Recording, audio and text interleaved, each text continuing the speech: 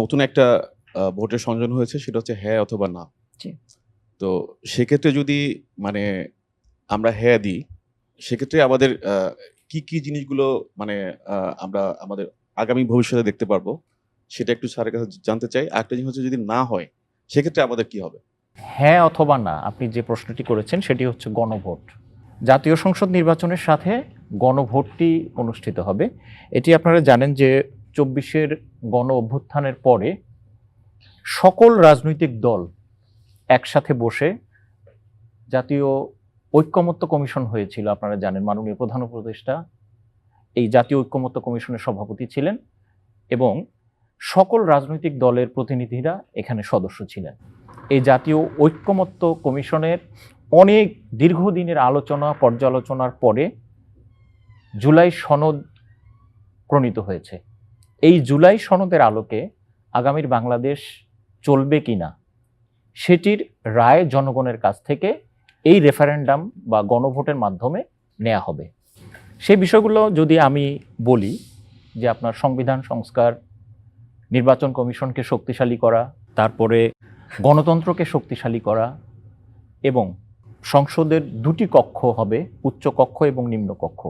এই বিষয়গুলোকে জনগণের কাছে রায় নেওয়া হবে হ্যাঁ অথবা নার মাধ্যমে। তো এখানে 4টা প্রশ্ন সেট করা আছে। এই 4টা প্রশ্নেরই আপনাকে একটা ব্যালটের মধ্যে দেয়া থাকবে। এই ব্যালটটা হবে এরকম, আপনার বক্স থাকবে হ্যাঁ, তারপরে থাকবে টিক চিহ্ন, না, তারপরে থাকবে ক্রস চিহ্ন। হ্যাঁটা দেয়া হচ্ছে যারা পড়তে পারে তার জন্য, আর টিক চিহ্নটা দেয়া হচ্ছে একই জিনিস, কিন্তু টিক চিহ্নটা দেয়া হচ্ছে যারা পড়তে পারে না তাদের জন্য, আর নাটা দেয়া হচ্ছে যারা পড়তে পারে তাদের জন্য, আর ক্রস চিহ্নটা দেয়া হচ্ছে যারা পড়তে পারে না তাদের জন্য। এখানে আপনি এই যে কোনো 4টির যে কোনো এক জায়গায় আপনি যদি মার্কিং সিল দিয়ে ভোটটা দিয়ে দেন তাহলে ভোটটা কাউন্ট হবে। আপনি যে বললেন যে যারা পড়তে পারে না তারা টিক চিহ্ন দেবে এবং যারা পড়তে পারে না তারা ক্রস চিহ্ন দেবে, কিন্তু তারা যদি পড়তেই না পারে তাহলে প্রশ্নগুলো কি করে পড়বে? রেডিও, টেলিভিশন, সর্বোপরি আমাদের যে প্রচার মাধ্যমগুলো আছে তারা তো জানাচ্ছে। আপনি দেখবেন বাংলাদেশ টেলিভিশনেই এই গণভোটের উপরে কিন্তু প্রচুর প্রচারণা হচ্ছে।